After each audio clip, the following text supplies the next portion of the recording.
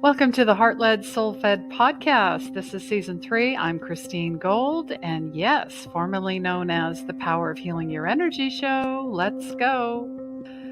This is a live show and podcast all about love, light, intuition, and your soul's purpose. Kute Blackson is a transformational truth teacher, speaker, visionary, and guide, national best-selling author of the books You.Are.The.One and The Magic of Surrender. He's been featured on Larry King, Dr. Drew, iHeartRadio, Hay House, and more.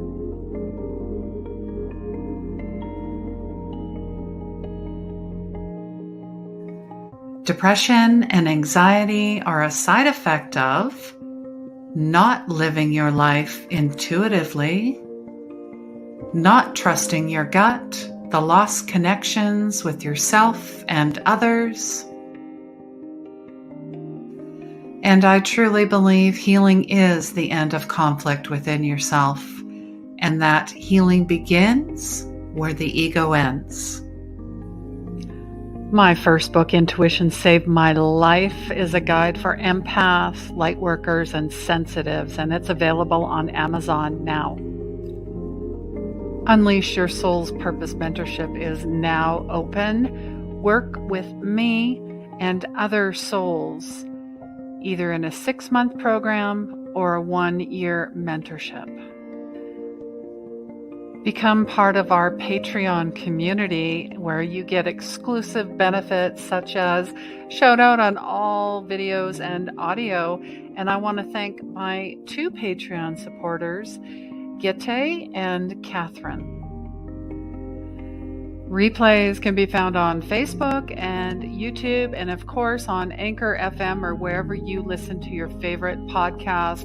And if you really enjoyed this, please help others find our show by liking, following, and subscribing and leaving a review. We are live every Wednesday at 3 p.m. Eastern.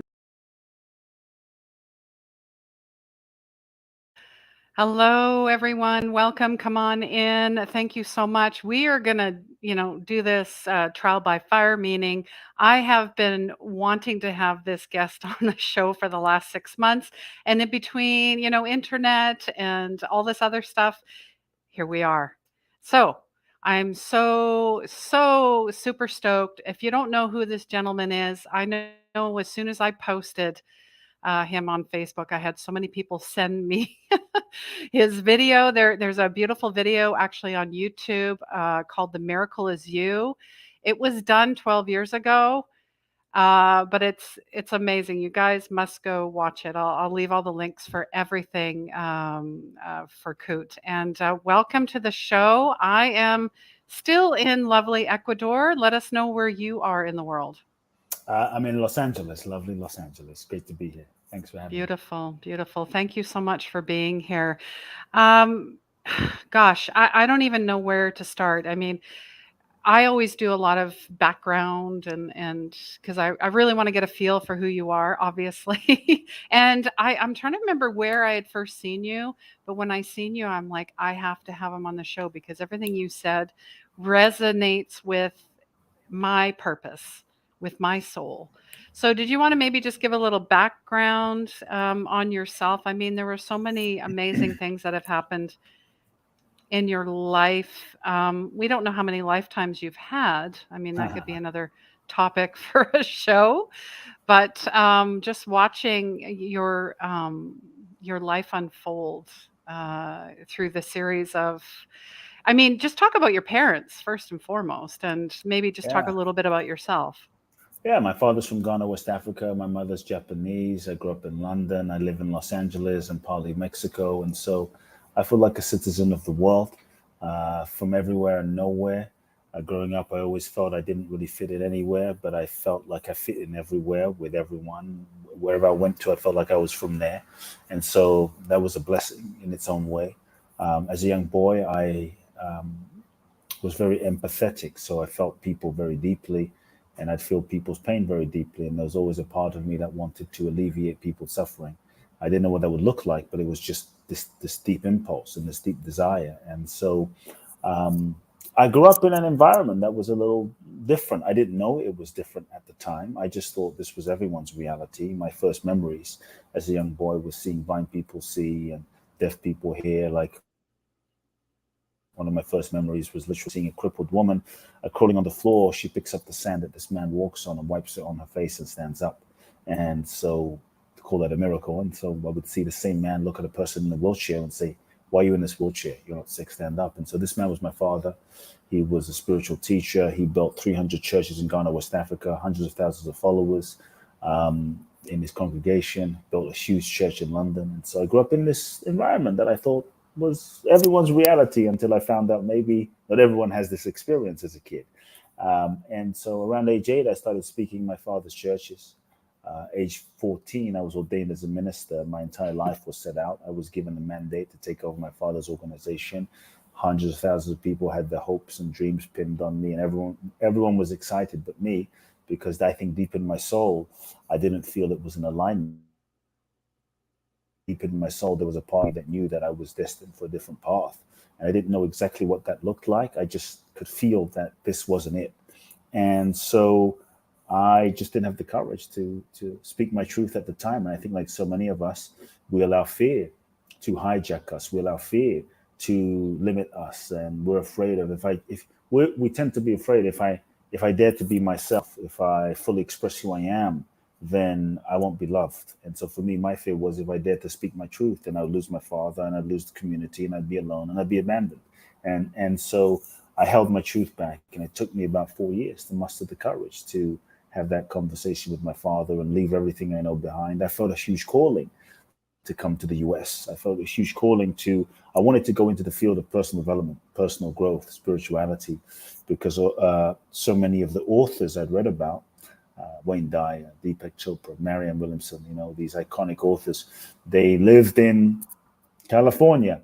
And my vision, I felt my soul started pulling me to come here. And sometimes I think what your soul guides you to do doesn't always make sense to your mind. What your soul guides you to do isn't always convenient. But I really believe that when you follow your soul, you will always end up in the right place, even though the route that you take may not always make sense to your logic. And I knew what I had to do, which was have that conversation. I looked into my future, and I saw that I could be successful by the world standards and follow the expected path, take over my father's church. But if I didn't have my soul, if I didn't have myself, if I didn't have my integrity, then what kind of success is that anyway?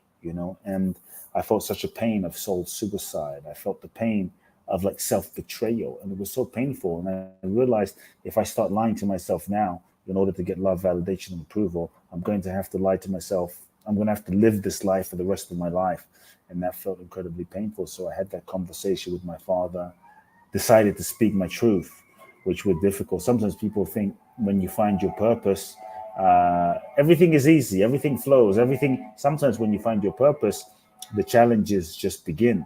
And I think Oh, those yes. challenges are really like soul tests that we have to go through to grow through in order to evolve into developing the mental, the emotional, the psychological, spiritual muscle to become the person that is able to fulfill that vision. And so I think it's all preparation. Life is preparing us through the experiences. And so when I spoke to my father, I told him we didn't speak for 2 years, basically, and it was really difficult, challenging.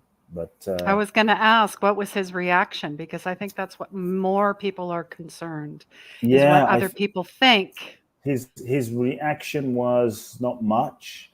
He just didn't say anything, and he just said, "Are you sure?" And we didn't have a conversation beyond that for 2 years, and it was hard. Before even having that conversation, I had to make peace. I think you have to make peace with what you're most afraid of. And I had to make peace with what I was most afraid of and grieve that. Otherwise, I knew that what I was most afraid of would control me the rest of my life. And what I was most afraid of was losing my father. And so before even having that conversation, I accepted that.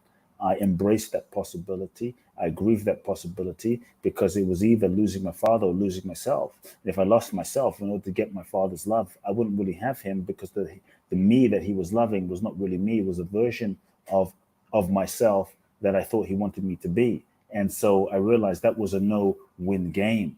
And uh, I think it that's was really difficult. important. Yeah. Yeah. When we Aversion, that become who sounds we like an think, illusion, which many of us, or a mask, right? when we become who we think other people want us to be in order to be loved, even when they do love us. So we betray ourselves, right? We betray ourselves. We betray ourselves, which feels terrible, and we know it. Which is why I think so many of us feel unhappy, so many of us feel miserable, so many of us feel uninspired because we know there's parts of ourselves we're betraying. And so when people do love us, being the version of us that we think they want us to be, even when they do love us, the love that we get is never fulfilling.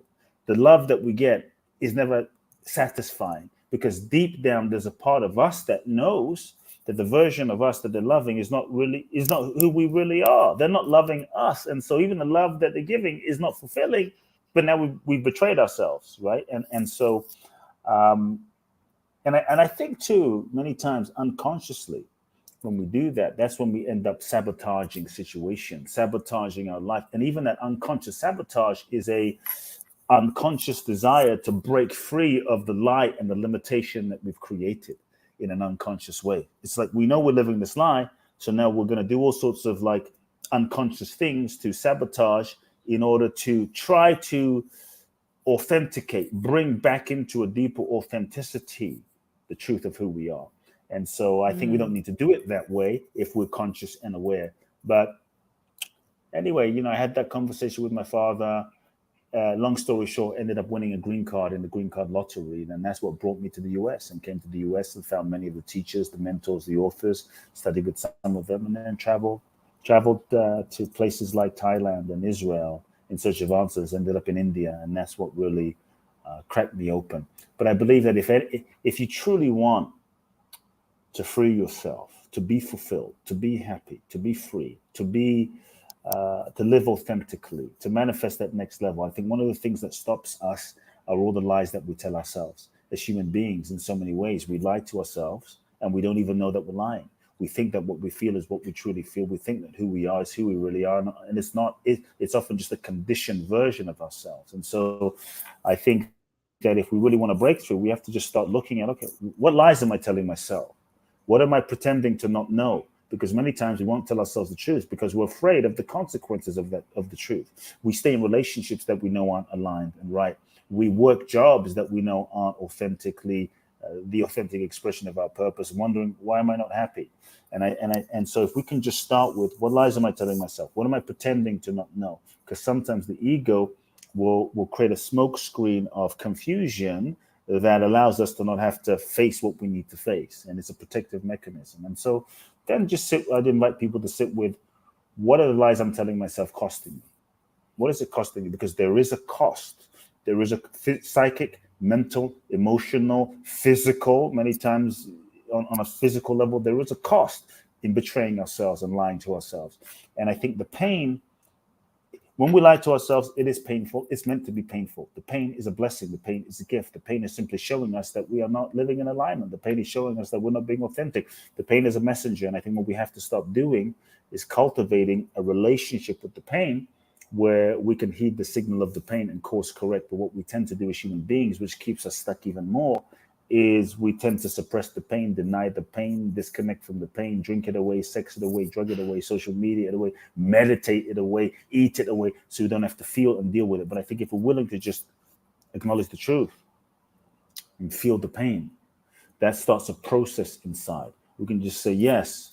And I would also just add, take the pressure off of yourself from having to even take any action.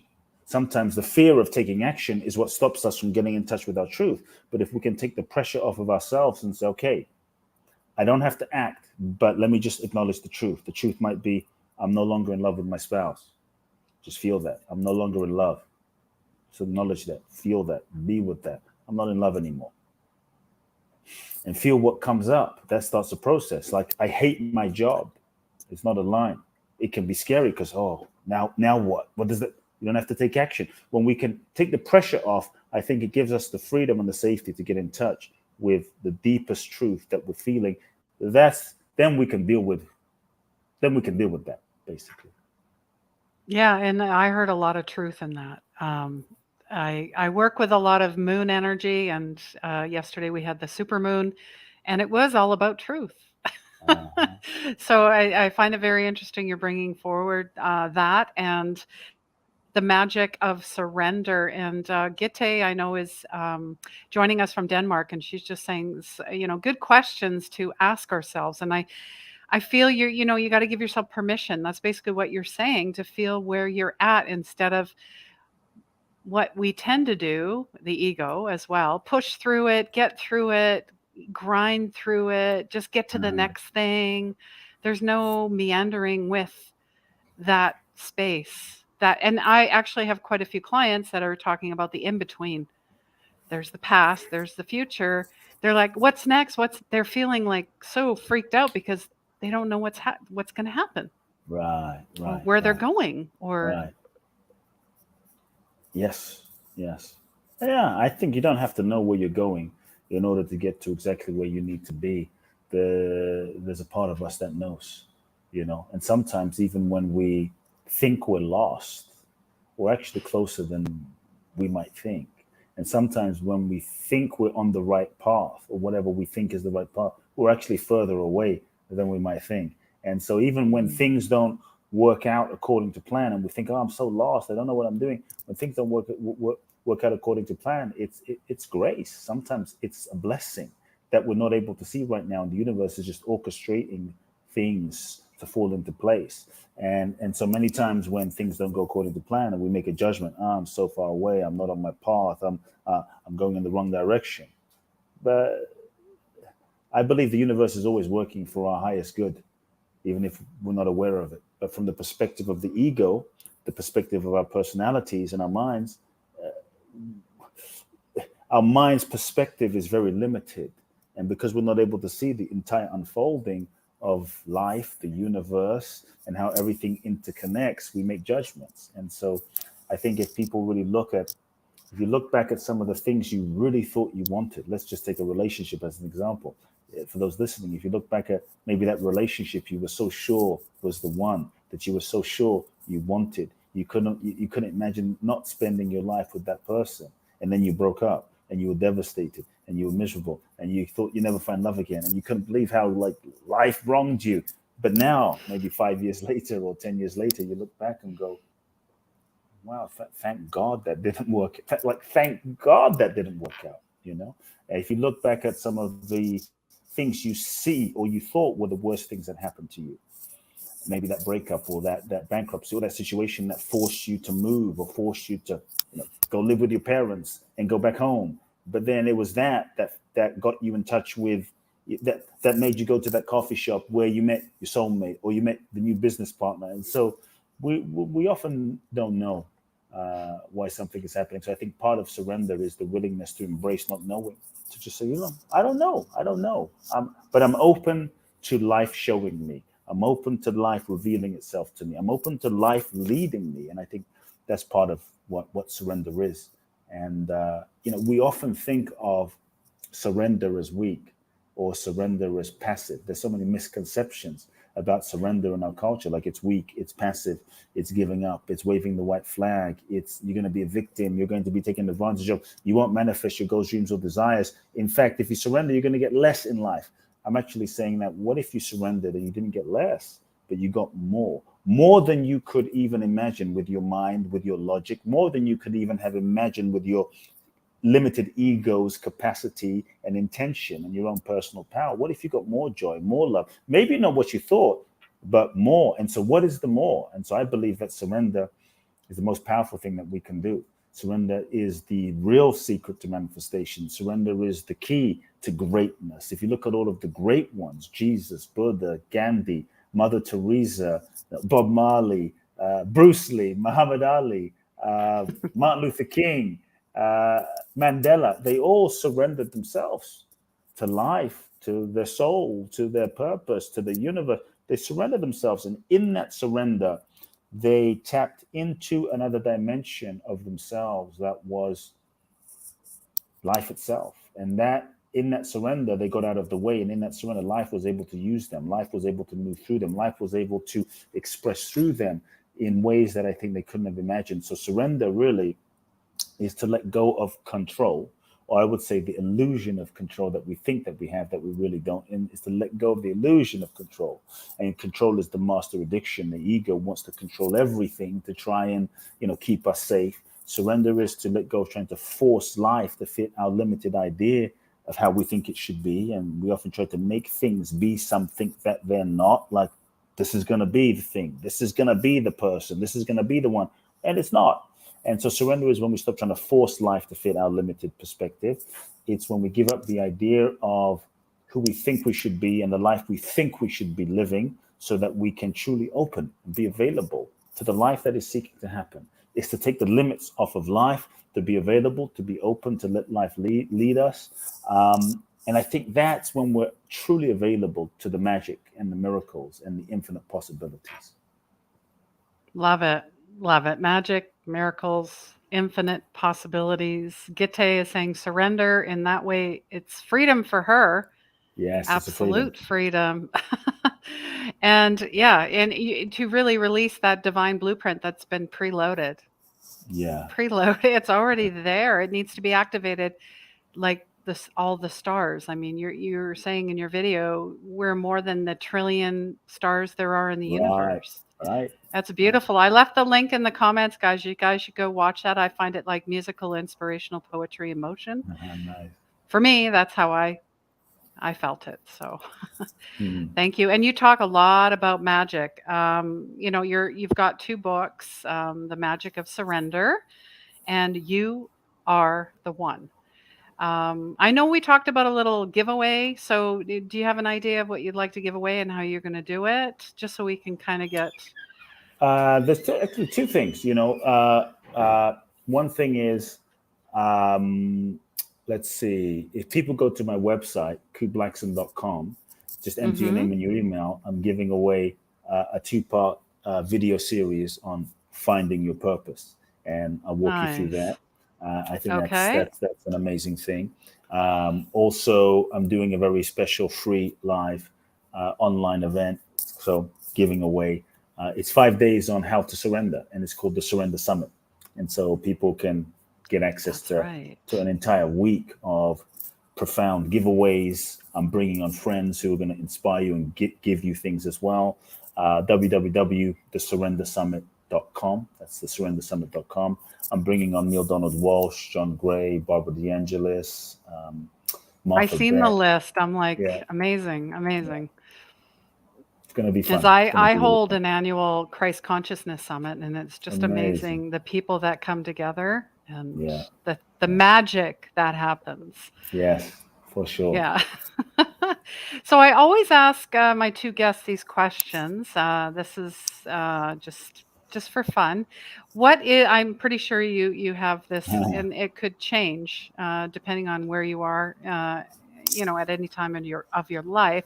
But what does magic mean to you? I mean, you kind of hinted at Yeah, it already. magic, and that's why I called the book "The Magic of Surrender," not like the power of surrender. Magic is that which is beyond our human logical ego's comprehension, beyond our Mm, wildest dreams, beyond what we can imagine, beyond out of the realm of logic, out of the realm of in understanding from the ego's perspective. So it's beyond what we can imagine for ourselves. That's the magic. It's not like a woo-woo thing. It's like, and to be honest, I think what life can do through us and what the universe can manifest to us is way more than what we can do with our own limited ego's intention. So magic is beyond. And everybody says, "Yeah, I want more magic," but the password, the formula to access more magic is you have to surrender. If you want more that's magic, you right. got to surrender, and that's the key. That's right. Absolutely. And how can we as a collective, because this is a collective energy, make your dreams come true? Wow. Do you have like a Moby Dick, a big whale? I I have love using several. that. I have Okay. several, but wow, Okay. that's a beautiful. It's not often I get asked that on a podcast, so thank you. You're Um, welcome. for me, I have several dreams. It will take another episode to go into them. But one thing that really is dear to my heart right now is truly the Surrender Summit. I feel that's a dream to not. I've created different summits, but it's a real dream to create a summit that is dedicated to surrender, because I feel, based on where the world is right now, based on what we're going through as a humanity right now, we are being initiated into a whole new consciousness, a whole new quantum shift in terms of a way of living as a humanity, from the ego based paradigm to living in alignment with life and the universe. You talk about in Christ consciousness, the consciousness that perhaps was gestated in the Himalayas with the saints and the gurus and what have you, is now all of us are being invited to crack open to to to realize that dimension of our own Christ consciousness in everyday life, not just on a yoga mat or in a mountaintop. And so I feel that the key for us as a humanity is surrender. And so, there's lots of summits that are created about making money and achieving your goals. But I really felt from my heart the importance of an experience that helps people surrender and ushering in a new way of living in harmony, intuitively living in harmony with life, letting life guide you, letting life lead you rather than the other way around. And so for me, a dream is to have as many people come to the summit as possible, the Surrender Summit. And so that's a dream. So, a support would be come to the summit, spread the word about the summit, post about the summit. It's free. I just want as many people to access the Surrender Summit. Well, I will be there just like Thank everyone you. else. Whether, if you're on the replay or you're joining us live, let us know either way. I want to see you there. So I'm absolutely, it's about cross pollination. We are, this is the golden age, as they call it. This is the new earth. And how is that going to be birthed by, the Yes. community, Yes. us together? We're not meant to do anything alone. Mm, Well, absolutely. I wanna thank you so much for joining me, and I definitely look forward to supporting you any Thank way you. that I can. I know that you have some experiences. I checked online. You have Tulum and Bali, and you have all these coaching Yeah. programs and family stuff. Do you want to talk a little bit more about that and Yeah. how people can get a hold of you? Yeah. All I'll say is people can go to my website, kuteblackson.com. All the info's there. One of the deepest levels of my work, for those that might be interested or feel a calling to go to the next level of life and transform, uh, at least pre-COVID, and we're back again. So twice a year, I do an event to Bali. It's 12 days in Bali. I use Bali as a seminar room, the transformational seminar room without walls, to facilitate a experiential, immersive, transformational healing, unconditioning process that helps people free themselves from their past and connect to their true essence and share that with the world. So it's called Boundless Bliss Bali. We have visionaries, leaders, celebrities, billionaires, athletes, mothers, students, everyone and everything in between. All ranges of humanity have come on this journey, and it's been truly miraculous to see the transformation. So it's one of the deepest things I do. 12 days intensive. www.boundlessblissbali.com. You can apply. We go in July and we go in December. Amazing, amazing. That's interesting that, Bali was something I had put up on a dream vision map when I first started in 2018. Mm, And I had picked October 2020. That's funny. But I know I'll get there. And I have been to Tulum, awesome. so this Awesome. is interesting. Well, thank you so much for Thank your you so much. time. Appreciate Like I you. said, you guys, you know how to get a hold of him. I've left all of his websites, all of his information. If you have questions, comments, feedback, share them here or wherever. Reach out to us. We're not going to leave you hanging. And thank you so much for your time. And please remember, healing begins where the ego ends. And let me be your soft landing. Take care.